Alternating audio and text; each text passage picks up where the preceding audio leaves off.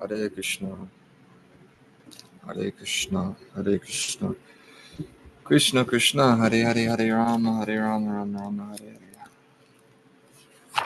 All right, beginning where we left off on Vedic paradigm. This was edited by His Holiness Dhanavir Goswami from the teachings of His Holiness, His Divine Grace. A.C. Bhaktivedanta Swami Prabhupada, Srila Prabhupada Ki Jai. I believe we're on chapter 11. Srila Prabhupada Getting Started in the USA, 1965 through 1969. This is,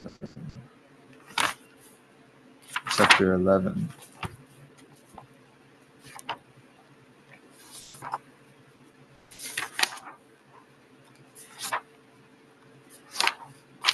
Page 81.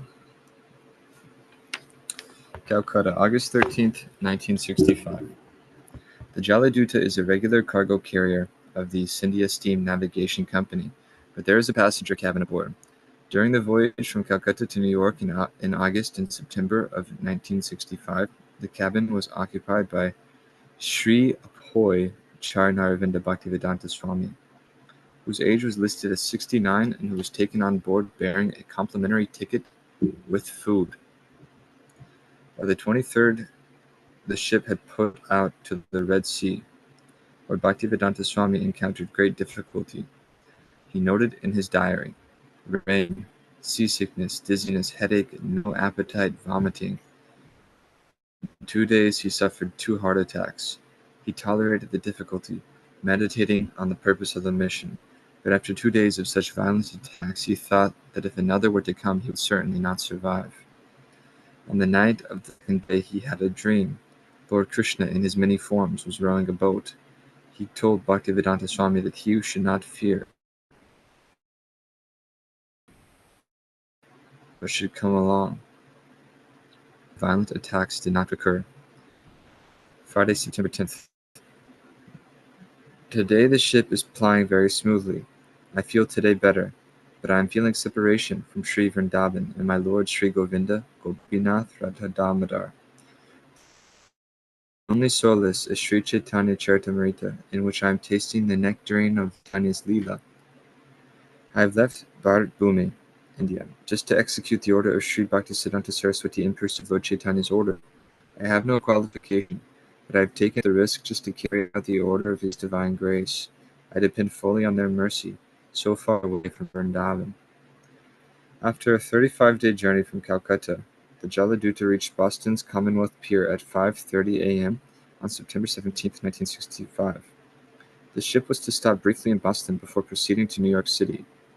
The most significant thing about his short stay in Boston, aside from the fact that he had now set foot in America, was that at the Commonwealth Pier he wrote a Bengali poem entitled Markandeya Bhagavat Dharma, Teaching Krishna Consciousness in America.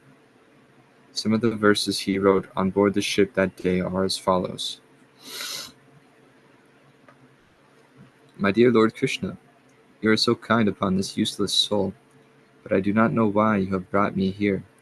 Now you can do whatever you like with me. But I guess you have some business here, otherwise why would you bring me to this terrible place? Most of the population here is covered by the material modes of ignorance and passion. Absorbed in material life, they think themselves very happy and satisfied, and therefore they have no taste for the transcendental message of Vasudeva, Krishna. I do not know how they will ever be able to understand it, but I know that your causeless mercy can make everything possible, because you are the most expert mystic. Somehow or other, O Lord, you have brought me here to speak about you. Now, my Lord, it is up to you to make me a success or failure. As you like, O Lord. I am just a puppet in your hands. So if you have brought me here to dance, then make me dance. Make me dance, O Lord, make me dance as you like. I have no devotion, nor do I have any knowledge, but I have strong faith in the holy name of Krishna. I have been designated as Bhaktivedanta, and now if you like, you can fulfill the real purport of Bhaktivedanta. Signed, the most unfortunate, insignificant beggar, A.C. Bhaktivedanta Swami, on board the ship Jaladuta Commonwealth Pier, Boston, Massachusetts, USA, dated 18th September 1965. On the 19th of September, the Jaladuta sailed into New York Harbor and docked at a Brooklyn pier at 17th Street. Bhaktivedanta Swami was dressed appropriately for a resident of Vrindavan. He wore kantimala, neck beads, and a simple cotton dhoti, and he carried japamala, chanting beads, and an old chadar or shawl. His complexion was golden, his head shaven except for the shika in the back, his forehead decorated with the whitish Vaishnav tilak. He wore pointed white rubber slippers, not uncommon for sadhus in India. But who in New York had ever seen or dreamed of anyone appearing like this Vaishnav? He was possibly the first Vaishnav sannyasi to arrive in New York with uncompromised appearance. Of course, New Yorkers have an expertise in not giving much attention to any kind of strange new arrival. Bhaktivedanta Swami, with umbrella and suitcase in hand, escorted by the Traveler's Aid representative, set out for the Port Authority bus terminal to arrange for his trip to Butler. Bhaktivedanta Swami arrived at the Agarwal's home in Butler, Pennsylvania at 4 a.m., and Gopal invited him to sleep on the couch. Gopal Agarwal and his American wife, Sally, had lived in Butler for a few years now and felt themselves established in a good social circle. Since their apartment had so little space, they decided that it would be better if the Swami took a room at the YMCA and came to visit them during the day. Of course, living space wasn't the real difficulty. It was him. How would he fit into the Butler atmosphere? Sally, who would expect to meet a Swami in someone's living room in Butler, Pennsylvania? It was just really tremendous. In the middle of middle-class America. My parents came for quite a distance to see him.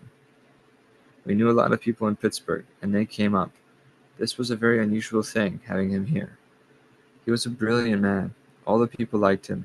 They were amazed at how intelligent he was. The thing that got him was the way he remembered their name, and his humorous way. He looked so serious all the time, but he was a very humorous person. He was forbidding in his looks, but he was very charming.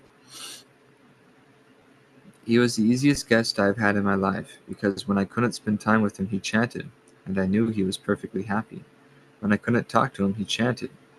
He was so easy, though, because I knew he was never bored. I never felt any pressure or tension about having him. He was so easy that when I had to take care of the children, he would just chant. It was so great. When I had to do things, he would just be happy chanting. He was a very good guest. When the people would come, they were always smoking cigarettes, but he would say, "Pay no attention. Think nothing of it." That's what he said, think nothing of it. Because he knew we were different. I didn't smoke in front of him. I knew I wasn't supposed to smoke in front of Gopal's father, so I sort of considered him the same. He didn't make any problems for anybody. On October 18th, he left Butler via Philadelphia for New York City. Bhaktivedanta Swami knew no one in New York City, but he had a contact, Dr. Ramamurti Mishra. He had written Dr. Mishra from Butler, enclosing a letter of introduction that a friend had given him in Bombay. He had also phoned Dr. Mishra, who welcomed Bhaktivedanta Swami to join him in New York. At the Port Authority bus terminal, a student of Dr. Mishra's met him as he arrived from Philadelphia and escorted him directly to an Indian festival in the city. There, Bhaktivedanta Swami met Dr. Mishra as well as Ravi Shankar and his brother, the dancer Uday Shankar. Bhaktivedanta Swami then accompanied Dr. Mishra to his apartment at 33rd Riverside Drive beside the Hudson River. The apartment was on the 14th floor and had large windows overlooking the river. Dr. Mishra gave Bhaktivedanta Swami a room to himself. Dr. Mishra was a dramatic, showy personality, given to flashing glances and expressive gestures with his hands. He regularly used words like lovely and beautiful, presenting an artfully polished image of what a guru should be. He was what some New Yorkers referred to as an uptown Swami. Although a sannyasi, he did not wear the traditional saffron dhoti and kurta, but instead wore tailored Nehru jackets and white slacks.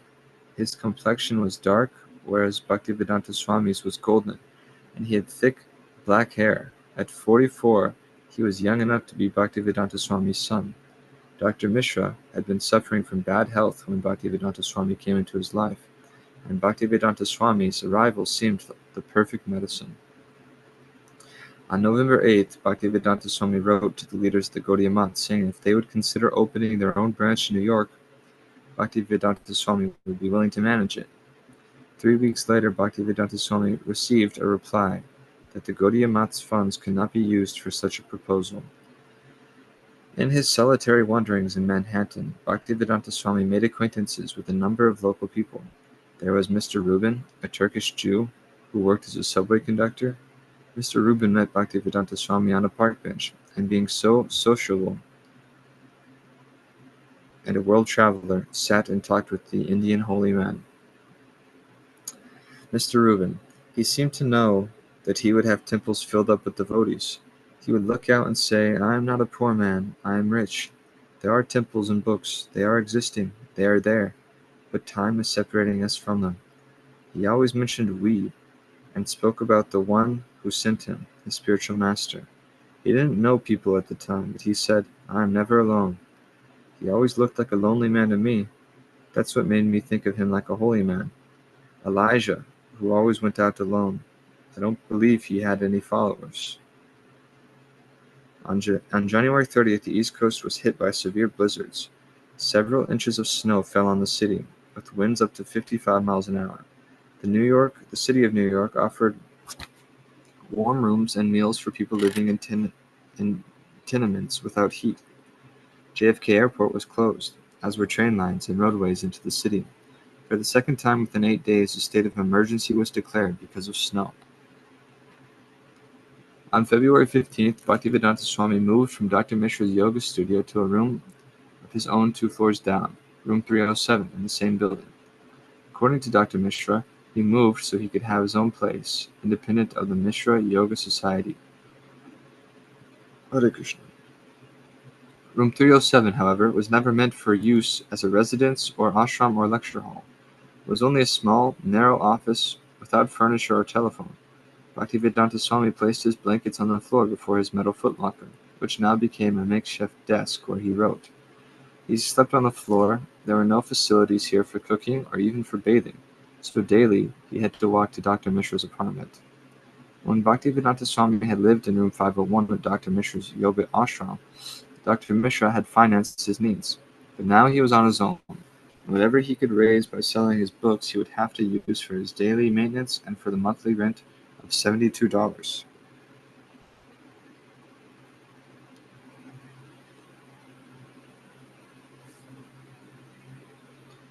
His first audiences consisted mainly of people who had heard about him or met him at Dr. Mishra's yoga studio. And despite the poverty of his room, the meetings became a source of new life for him. The Paradox at 64 East 7th Street on the Lower East Side was a restaurant dedicated to the philosophy of George Ohsawa and the macrobiotic diet. It was a storefront below street level, with dining tables placed around the candlelit room. The food was inexpensive and well reputed. Tea was served free, as much as you liked. More than just a restaurant, the Paradox was a center for spiritual and cultural interests, a meeting place reminiscent of the certain Greenwich Village or Paris cafes in the 1920s. A person could spend the whole day at the Paradox without buying anything, and no one would complain. The crowd at the Paradox was a mystical congregation, interested in teachings from the East. When news of the new Swami uptown at Dr. Mishra's reached the Paradox, the word spread quickly.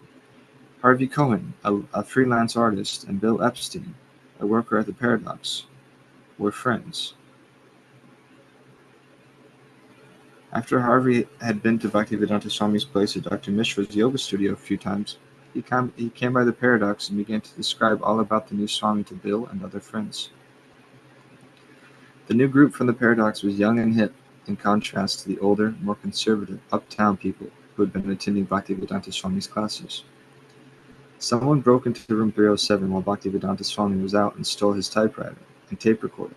When Bhaktivedanta Swami returned to the building, the janitor informed him of the theft. An unknown burglar had broken the transom glass, climbed through, taken the valuables, and escaped. As Bhaktivedanta Swami listened, he became convinced The janitor himself was the culprit. Of course he couldn't prove it, so he accepted the loss with disappointment. Bhaktivedanta Swami had lost his spirit for living in room 307. Now, Harvey was going to leave New York and go to California, and he offered his loft on the Bowery for the Swami to share with David Allen. Bhaktivedanta Swami accepted. As he was preparing to leave his 72nd Street address, an acquaintance, an electrician who worked in the building, came to warn him. The Bowery was no place for a gentleman, he protested. News of the Swami's move to the Bowery loft spread mostly by word of mouth at the Paradox restaurant, and people began to come by in the evening to chant with him. The musical kirtans were especially popular on the Bowery, since the Swami's new congregation consisted mostly of local musicians and artists, who responded more to the transcendental music than to the philosophy. Every morning he would hold classes on Srimad Bhagavatam, attended by David Allen, a boy named Robert Nelson, and one other boy, and occasionally he would teach cooking to whoever was interested. One day, on a dose of LSD, David Allen went completely crazy. As one of the Swami's visitors, Carl Jurgens, put it, he just flipped out, and the Swami had to deal with the crazy man. Bhaktivedanta Swami was working peacefully at his typewriter when David, quote, freaked out. David started moaning and pacing around the large open area of the loft, and he began yelling, howling, and running all around. He went back to where Swami was. Suddenly Bhaktivedanta Swami found himself face to face not with David, nice David, whom he was going to take to India to show the Brahmanas in Vrindavan, but a drugged, wild-eyed stranger, a madman. Bhaktivedanta Swami moved quickly down the 4 flights of stairs. He had not stopped to gather up any of his belongings or even to decide where he would go or whether he would return. There had been no time to consider anything. He decided to phone Carl Jurgens, one of his regular visitors at the evening meetings, and ask him to help. Hearing Swami's voice on the phone, it was an emergency. Carl at once agreed that the Swami could move in with him and his wife, Eva. When a week had passed and Carl and his friends had not found the Swami a suitable place, Bhaktivedanta Swami suggested that he and Carl take a walk up to Michael Grant's place and ask him to help. Mike, a young musician living on the Bowery, had been coming to the Swami's meetings and had shown inquisitiveness into the teachings. He was resourceful and would probably like to help. As Mike listened to the Swami's story, he felt obligated. So the next day he went to the Village Voice, got the first newspaper off the press, looked through the classified ads until he found a suitable prospect, and phoned the landlord. It was a storefront on 2nd Avenue, and an agent, a Mr. Gardiner, agreed to meet Mike there. Carl and the Swami also agreed to come. Mr. Gardiner and Mike were the first to arrive. Mike noted the unusual, hand-painted sign, "Matchless Gifts," above the front window. It was a holdover, Mr. Gardiner explained, from when the place had been a nostalgic gift shop. At $125 a month it seemed promising. Then Mr. Gardiner revealed a second floor apartment just across the rear courtyard, directly behind the storefront. Another $71 a month, and the Swami could live there. Although first Mr. Gardiner would have to repaint it. The total rent would come to $196, and Carl, Mike, and others would pitch in. Because of the Swami's presence and the words that he spoke there in the kirtans, everyone was already referring to the storefront as the temple. The summer of 1966 moved into August, and Prabhupada kept good health. For him these were happy days. Work on the Srimad Bhagavatam had gone on regularly since he had moved into the 2nd Avenue apartment. And now, Krishna was bringing sincere young men who were cooking, typing, hearing him regularly, chanting Hare Krishna, and asking for more.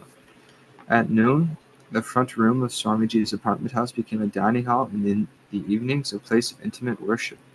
The meal was cooked by Keith, who spent the whole morning in the kitchen. At first, Keith had cooked only for the Swami. He had mastered the art of cooking dal, rice, and sabji in the Swami 3-tiered boiler. And usually there had been enough for 1 or 2 guests as well. But soon more guests had begun to gather, and Swamiji had told Keith to increase the quantity, abandoning the small 3-tiered cooker, until he was cooking for a dozen hungry men. Bhaktivedanta Swami open decree that everyone should eat as much prasadam as possible created a humorous mood and a family feeling. No one was allowed simply to sit picking at his food, nibbling politely. They ate with a gusto Swamiji almost insisted upon.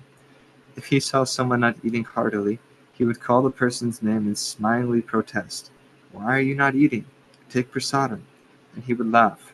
"When I was coming to your country on a boat," he said, "I thought, how will the Americans ever eat this food?" And as the boys pushed their plates forward for more, Keith would serve seconds, more rice, dal, chapatis, and sabji. After all, it was spiritual. You were supposed to eat a lot. It would purify you. It would free you from Maya.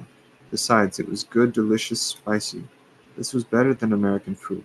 It was like chanting. It was far out. You got high from eating this food. Swamiji announced that he would soon hold initiation. At first, some of the boys thought that they would also have to chant 64 rounds, and they became perplexed. That would take all day. How could you go to a job if you had to chant 64 rounds? How could you chant 64 rounds? Then someone said Swamiji. Swamiji had told him 32 rounds a day would be sufficient. Wally said he heard Swamiji say 25, but even that seemed impossible. Then Swamiji offered the rock-bottom minimum, 16 rounds a day without fail. Whoever got initiated would have to promise. There were 11 initiates, and so 11 sets of beads, and the chanting lasted for over an hour. Swamiji gave each boy a strand of neck beads, which he said were like dog collars, identifying the devotee as Krishna's dog. Eva, Wali became Umapati, Bill became Ravindra Swarup, Carl became Karlapati, James became Jagannath, Mike became Mukunda, Jan became Janaki, Roy became Roy Ram, Stanley became Sriadisha, another Stanley, a Brooklyn boy with a job, and Janice, a college student from Montreal, both of whom had rather peripheral relationships with the Swami, appeared that night and took initiation, with the rest receiving the names Satyavrata and Janardana. Allen Ginsberg lived nearby on East 10th Street. One day he received a peculiar invitation in the mail. Practice the transcendental sound vibration. Hare Krishna, Krishna Krishna, Hare Hare, Hare Rama, Rama Rama, Hare Hare. This chanting will cleanse the dust from the mirror of the mind. International Society for Krishna Conscious meetings at 7 a.m. daily, Mondays, Wednesdays, and Fridays at 7 p.m. You are cordially invited to come and bring your friends. Allen Ginsberg and his roommate, Peter Orlowski, arrived at the storefront in a Volkswagen minibus. Allen had been captivated by the Hare Krishna mantra several years before, when he had first encountered it at a Kumbh Mela festival in Allahabad, India, and he had been chanting it often ever since. Allen, the main thing, above and beyond all our differences, was an aroma of sweetness that he had, a personal, selfless sweetness like a total devotion. And that was what always conquered me, whatever intellectual questions or doubts I had, or even cynical views of ego. In his presence there was a kind of personal charm coming from dedication that conquered all our conflicts. Even though I didn't agree with him, I always liked to be with him. October 1966. Tompkins Square Park was the park on the Lower East Side. Swamiji entered with his followers and sat down to hold a kirtan. 3 or 4 devotees who arrived ahead of him selected an open area of the park, put out the oriental carpet Robert Nelson had donated, sat down on it, and began playing kartals and chanting Hare Krishna. Immediately some boys rode up on their bicycles, braked just short of the carpet, and stood astride their bikes, curiously and irreverently staring. Other passerbys gathered to listen. The kirtan had been going for about 10 minutes when Swamiji arrived, stepping out of his white rubber slippers just as if he were home in the temple. He sat down on the rug with his followers, who had now stopped their singing and were watching him. He wore a pink sweater, and around his shoulders a khadi wrapper. He smiled, looking at his group. He indicated the rhythm by counting 1, 2, 3, and he began clapping his hands heavily as he continued counting 1, 2, 3. The Kartals followed, at first with the wrong beats, but he kept the rhythm by clapping his hands, and then they got it, clapping hands and clashing cymbals artlessly to a slow, steady beat. Hare Krishna, Krishna Krishna, Hare Hare, Hare Rama, Rama Rama, Hare Hare. He was going strong.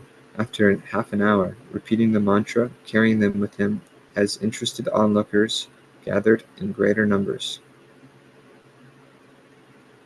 A few hippies sat down on the edge of the rug, copying the cross-legged sitting posture, listening, clapping, trying the chanting, and the small inner circle of Prabhupada and his followers grew as gradually more people joined. When Swamiji returned to the storefront, he found a crowd of people from the park standing on the sidewalk outside his door, young people waiting for him to arrive and unlock the door to matchless gifts, waiting to learn more about the dance and the chant and the elderly Swami and his disciples who had created such a beautiful scene in the park. They filled the storefront. Outside on the sidewalk, the timid or uncommitted loitered near the door or window, smoking and waiting or peering in, trying to see the paintings on the wall. Swamiji entered and walked directly to his dais and sat down before the largest gathering that had ever graced his temple. It was late when he finally returned to his apartment. One of the boys brought him a hot cup of milk, and someone remarked that they should do chanting in the park every week. Every day, Swamiji replied. It was 11 p.m., and only one light was on in Swamiji's apartment, in the kitchenette. Swamiji was staying up, teaching Kirtanananda and Brahmananda how to cook, because the next day, Sunday, they would be holding a feast for the public. Kirtanananda had suggested it be advertised as a love feast, and Swamiji had adopted the name, although some thought it sounded strange at first to hear him say, love feast. The devotees had put up posters around the neighborhood and made a sign for the window of the storefront, and Swamiji had said he would cook enough for at least 50 people. He said the love feast should become an important part of ISKCON, his acronym for the newly founded non-profit institution, International Society for Krishna Consciousness. As he had explained many times, food offered to Krishna becomes spiritual, and whoever eats the prasadam receives great spiritual benefit. Prasadam meant mercy. Swamiji saw each of the nearly dozen dishes through its final stages, and his disciples carried them into the front room in pots, one by one, and placed them before the picture of Lord Chaitanya. There was halava, dal, 2 sabjis, fancy rice, samosas, sweet rice, apple chutney, gulab jamins or sweet balls, ISKCON bullets. Not long after their wedding, Mukunda and Janaki had left for the west coast. Mukunda had told Swamiji that he wanted to go on to India to study Indian music, but after a few weeks in southern Oregon he had ended up in San Francisco. Now he had a better idea. He wanted to rent a place and invite Swamiji to come and start his Hare Krishna movement in the Haight-Ashbury district, just as he was doing on the Lower East Side. He said that the prospects there for Krishna consciousness were very good.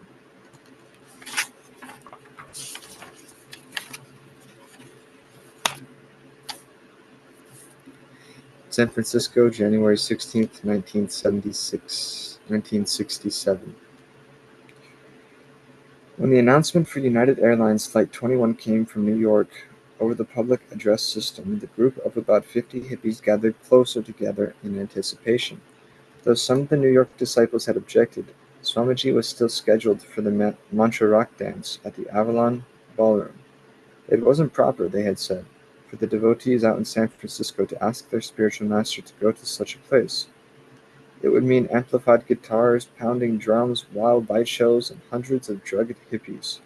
How could his pure message be heard in such a place?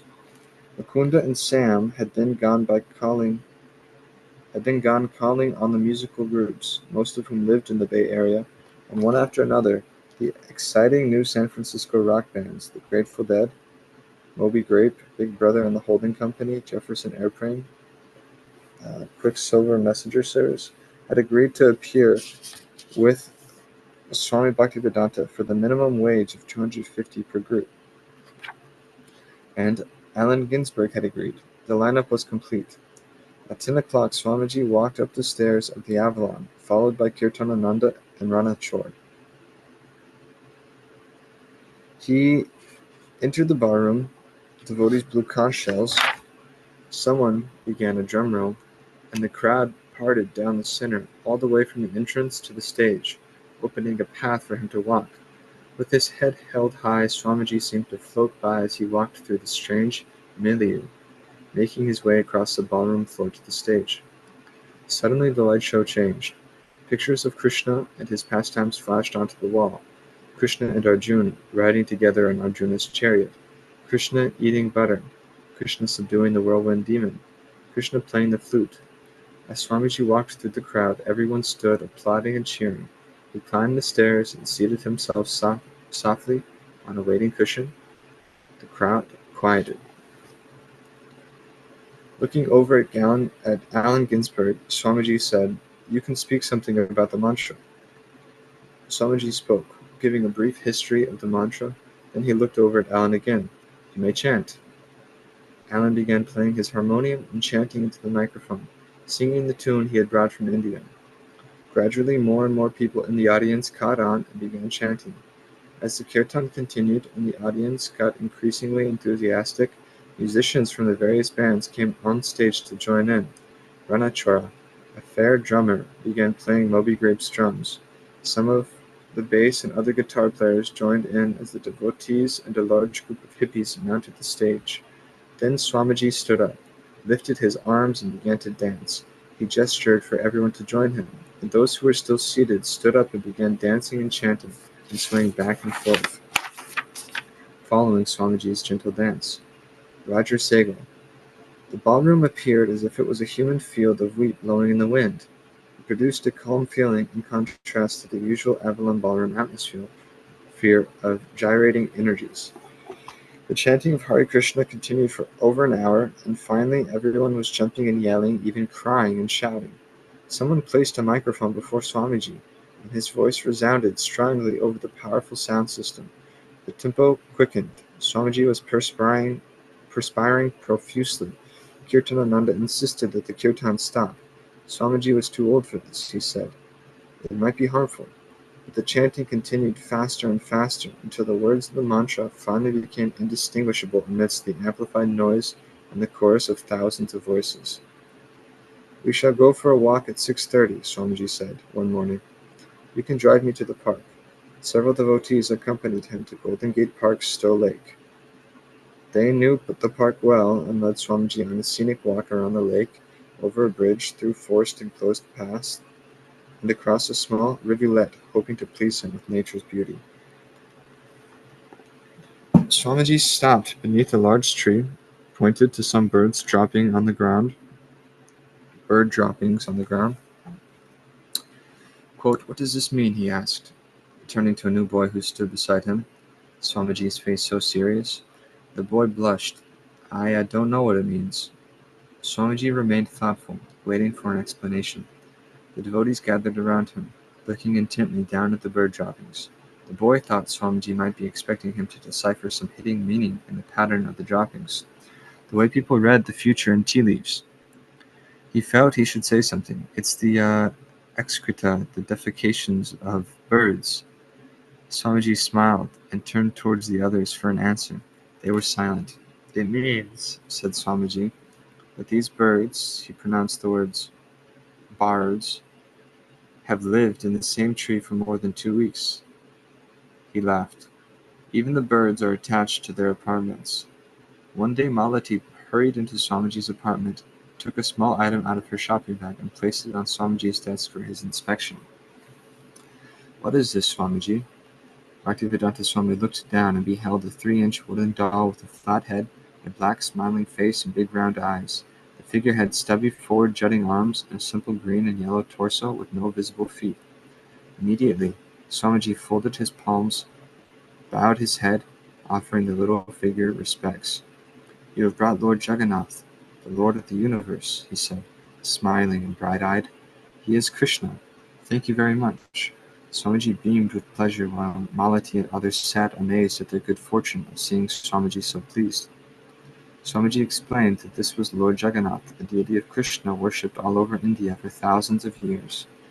Jagannath, he said, is worshipped along with his 2 other deities, his brother Balaram, and his sister Subhadra.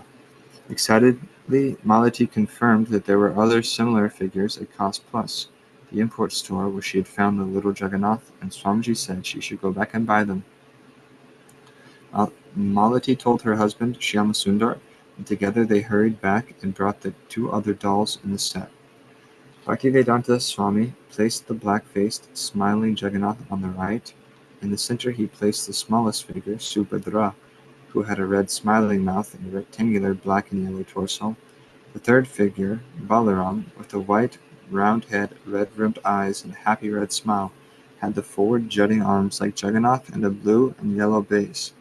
Swamiji placed him next to Subhadra, and Swamiji looked at them together on his desk.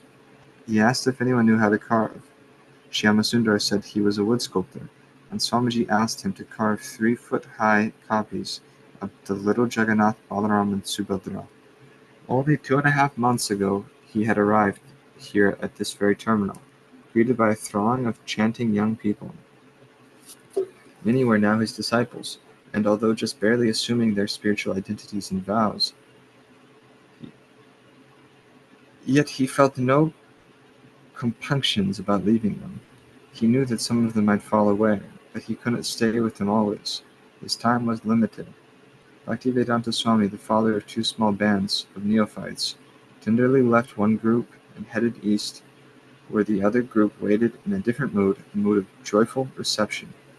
Kirtanananda. It was on Tuesday afternoon, Memorial Day, and I was sitting with Swamiji in his room, while Kirtan was going on downstairs. The twitching began again. The Swamiji's face began to tighten up. His eyes started rolling. Then all of a sudden he threw himself back and I caught him. He was gasping, Hare Krishna. And then everything stopped. I thought it was the last, until his breathing started again. And with it the chanting. But he didn't regain control over his body. At Beth Israel, the doctors, or more often their aides, took blood, gave injections, and investigated. Their diagnosis wasn't conclusive. They had plans for their experiments.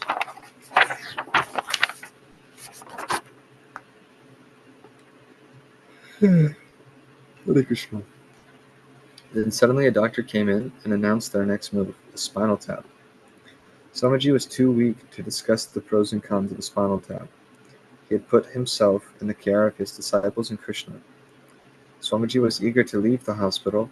For several days he had wanted to go. They were simply sticky needles, he complained, and each day was putting his society into further debt. The devotees had rented a small seaside house in Long Beach, New Jersey, where Swamiji could go recuperate. Kirtanananda, they decided, would be Swamiji's cook, and Gaurasundar and his wife Govinda Dasi were arriving from San Francisco to do the housekeeping and help.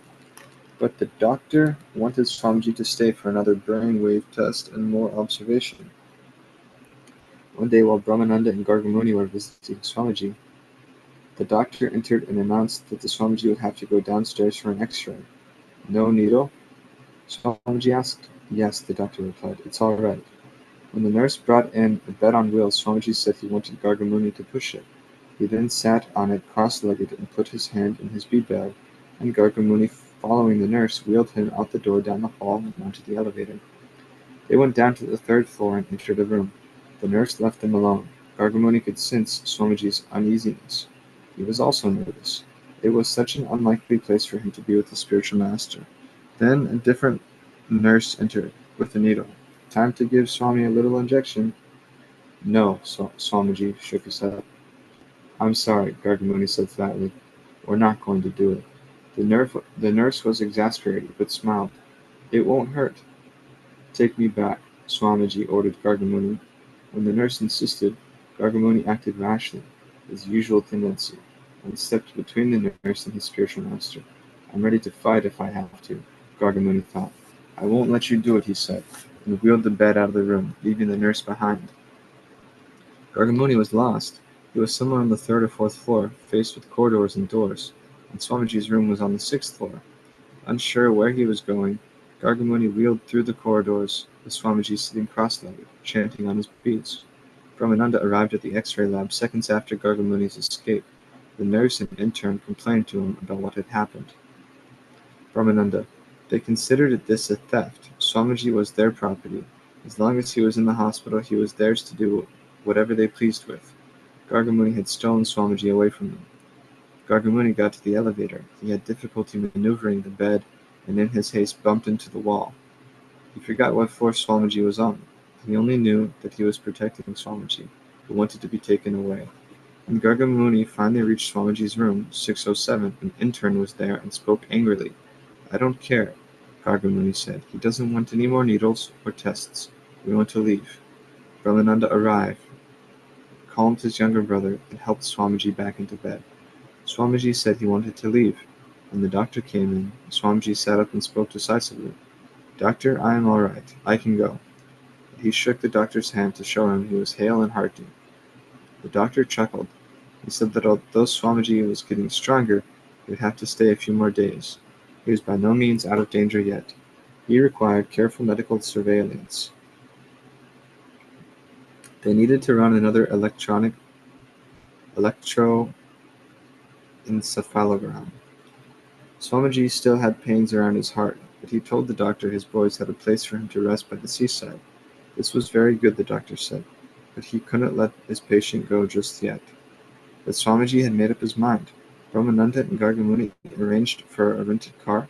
They gathered Swamiji's things and helped him dress. As they escorted him out of his room, and the hospital staff saw that the boys were actually taking the old man away, some of the doctors and nurses tried to stop them. Brahmananda told them not to worry. Swamiji was very dear to them, and they would take good care of him. They would get regular massages, he would get regular massages and plenty of rest, and they would get him whatever medicines the doctors prescribed. After a rest by the seaside, he would come back for a checkup. Swamiji had first gotten the idea for the festival while looking out the window of his room above Frederick Street. Noticing flatbed trucks passing below, he thought of putting Jagannath deities on the back of such a truck and conducting an American-style Rath Yatra festival.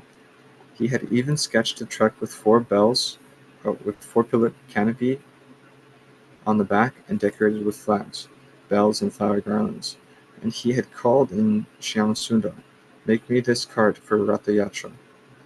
Many hippies had joined the larger procession. Mukunda, Haridas, Hayagriva, and some of the women had been on the cart, and the instruments, including Yamuna's playing on the harmonium, had all been amplified. Everyone in the streets had liked it. The police motor escorts had tried to hurry the devotees, but so many people had crowded in front that the parade had been obliged to go slowly.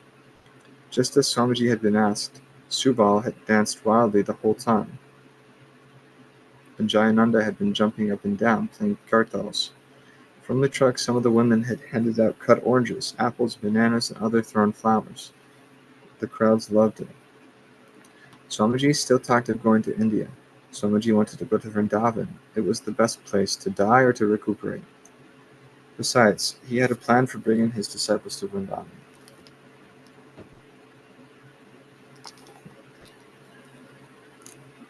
For training, Swamiji told Kirtanananda, Hayagriva, and others that he would take them with him and show them the sacred places of Krishna's pastimes.